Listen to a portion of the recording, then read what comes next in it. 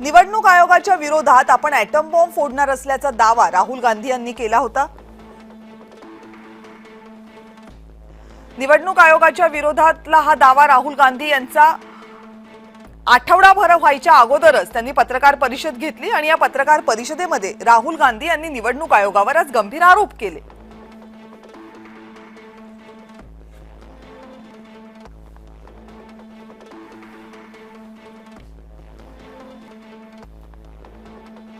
फक्त 5 महिन्यात मतदार यादीमध्ये 1 कोटी मतदार वाढल्याचा दावा राहुल गांधी यांनी केला। असाच दावा त्यांनी या अगोदर सुद्धा केला होता। मतदार याद्यांमध्ये 40 लाख संशयित नावे असल्याचा त्यांचा दावा आहे। प्रामुख्याने कर्नाटक आणि महाराष्ट्रामधल्या याद्यांमध्ये मतदार याद्यांमध्ये मोठ्या प्रमाणात घोळ असल्याचा दावा आहे। महाराष्ट्रामध्ये संध्याकाळी 5 वाजल्यानंतर मतदानाची टक्केवारी वाढल्याचा दावा राहुल गांधी यांनी केलाय। हे विधानसभेच्या निवडणुकीच्या अनुषंगाने आहे आणि केंद्रीय निवडणूक आयोगाने मतदान केंद्रावरचं सीसीटीव्ही फुटेज आपल्याला दिलं नाही। निवडणूक आयोगाने फोटो सहित मतदार याद्या दिल्या नाहीत, मशीन रिडेबल मतदान याद्या आपल्याला हव्यात त्या दिल्या नाहीत असा त्यांचा आरोप आहे। अनेक मतदारांचा पत्ता एकच असल्याचे पुरावे राहुल गांधी यांनी आजच्या पत्रकार परिषदेमध्ये प्रेझेंटेशनच्या साहाय्याने सादर केले। निवडणूक आयोगाने 1 लाख मतांची चोरी केल्याचा राहुल गांधी यांनी गंभीर आरोप केला, तो याच पुराव्यांच्या साहाय्याने।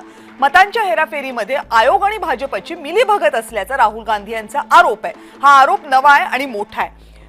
मतदान याद्यांमधील हेराफेरी शोधण्यासाठी आम्हाला 6 महिन्यांचा कालावधी लागला असा दावाही राहुल गांधी यांनी केला, कारण ते सातत्याने हे म्हणत होते की आम्ही माहिती गोळा करतोय आणि आज त्यांचं असं म्हणणं आहे की 6 महिन्यांनंतर आम्ही हा सगळे पुरावे आपल्या समोर मांडलेत।